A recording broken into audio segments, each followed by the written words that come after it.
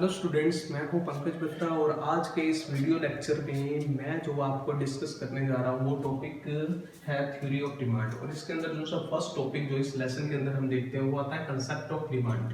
और concept of demand में पहला क्वेश्चन आप ही लोगों से कि सर डिमांड क्या होती है, तो आप लोगों की तरफ से आंसर आने वाला है कि सर मुझे बाइक चाहिए, मुझे मोबाइल चाहिए, वट आपको जो भी चाहिए वो डिमांड है या नहीं है, ये कुछ बातों पर डिपेंड करेगी। लाइक इसका लॉजिक समझते हैं। तो लॉजिक समझने के लिए मेरे सामने तीन वर्ड है, डिजायर, वांट और डिमांड। अगर बेसिकली मैं देखना चाहता हूं तो ये चीज देखने को मिलेगी, इनके अंदर जो रिलेशनशिप है वो कुछ इस तरह है कि एक डिमांड है, डिमांड एक ग्रेटर कंसेप्ट है वांट से, और वांट ग्रेटर कंसेप्ट है डिजायर से। अगर मैं तीनों को थोड़ा सा डीपली स्टडी करता हूं तो मेरे को पता चलेगा कि सर कैसे एक डिजायर वांट और एक वांट डिमांड में कन्वर्ट हो जाती है। तो हम इसको देखते हैं कि बेसिकली एक डिजायर है क्या।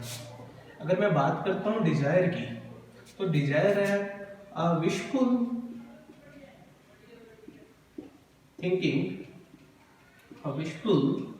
Thinking without money.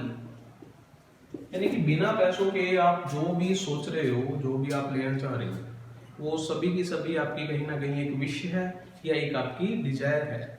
क्लियर। और जैसे इसमें एक एलिमेंट मिसिंग है वो है मनी।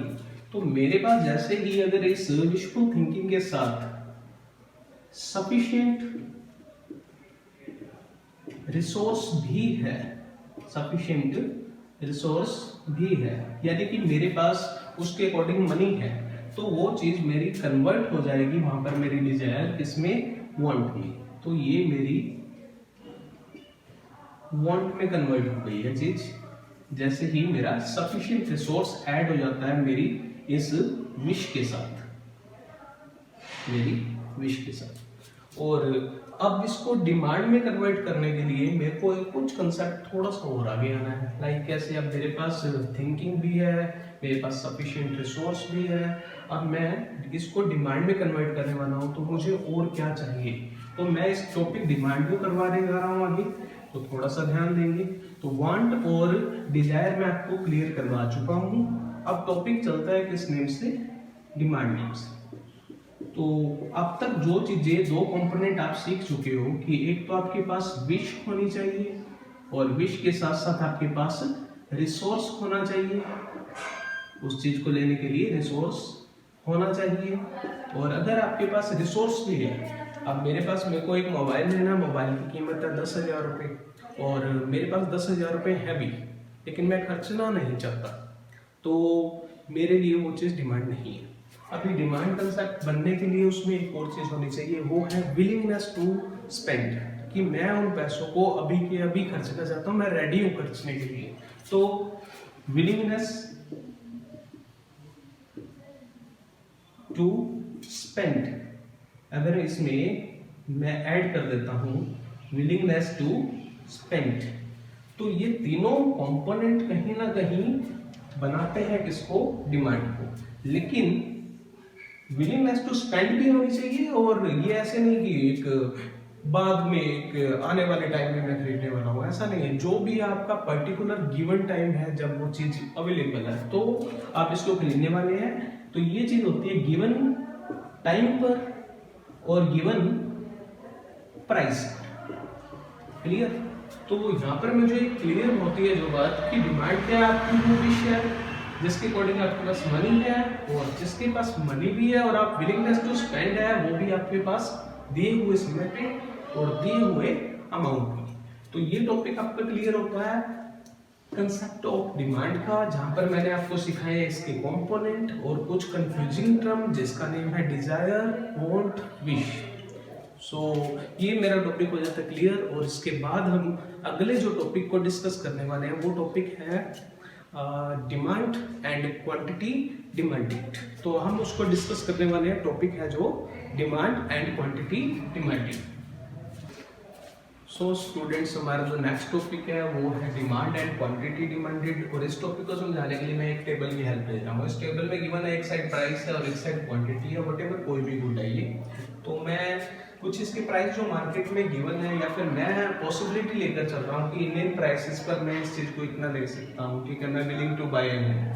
तो मेरे पास ये जो टॉपिक निकल कर आता है वो कुछ इस तरह से है। मान लीजिए मार्केट में ये प्राइस के ऑप्शन है और मैं इन प्राइस पर जो क्वांटिटी परचेज करने वाला हूँ वो कुछ इस तरह से। क्लियर? तो मेरे को दिखाई दे रहा है कि ठीक है, अगर ये प्राइस रहता है तो मैं इतनी क्वांटिटी विलिंग हूँ, अगर ये प्राइस रहता है तो मैं इतनी क्वांटिटी लेने का विलिंग हूँ, अगर ये प्राइस रहता है तो मैं इतनी क्वांटिटी लेने का विलिंग हूँ। क्लियर? तो अगर मैं इन सभी ऑप्शंस की एक साथ बात करूं तो ये सभी के सभी ऑप्शन की अगर हम एक साथ बात करते हैं तो ये इंडिकेट करता है कहीं ना कहीं डिमांड, मतलब वेरियस प्राइसेस और वेरियस क्वांटिटीज। अगर जो सी चीज मैं लेकर आने वाला हूं वो चीज मैं सभी ऑप्शन नहीं लेने वाला। मार्केट में मेरे को ये वाला प्राइस अवेलेबल मिला और मैंने ये चीज परचेज की, इतनी क्वांटिटी की। तो जो चीज आपने परचेज कर ली है यानी कि परचेज्ड है, जो चीज आपकी परचेज्ड है, जो आपने परचेज कर ली है, आप उस चीज को जो सा नेम दोगे वो होगा आपका जो सा परचेज कर लिया उसका जो मैं नेम देने जा रहा हूं उसी का नेम है क्वांटिटी डिमांडेड। क्लियर? तो इनकी अगर मैं देखता हूं तो कुछ दो ही डेफिनेशन बनती है कि डिफरेंट पॉसिबल प्राइसेस हैं, डिफरेंट क्वांटिटीज हैं अवेलेबल टू ए कंज्यूमर है eight A given time.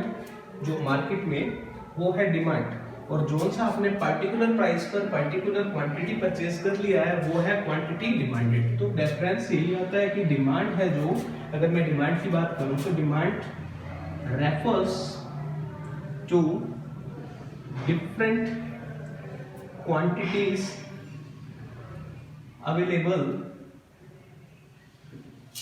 to a consumer at different possible prices in a given time is called demand। और जो सा आपने सभी अवेलेबल है लेकिन अवेलेबिलिटी आपने सभी ली नहीं है, उसमें से जो चीज परचेज कर ली, तो मैं ये लिख सकता हूं यहाँ पे a specific quantity demanded refers to a specific quantity purchased by a consumer at a specific price in a given time। तो ये जो टॉपिक है कि अगर सभी को इंडिकेट करें एक साथ तो बनता है डिमांड, लेकिन सभी के सभी खरीदे नहीं है, जो चीज परचेज कर ली है वो बनता है क्वांटिटी डिमांडेड।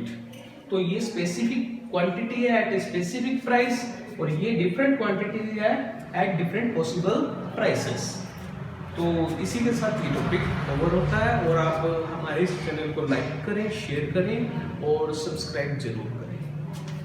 Thank you.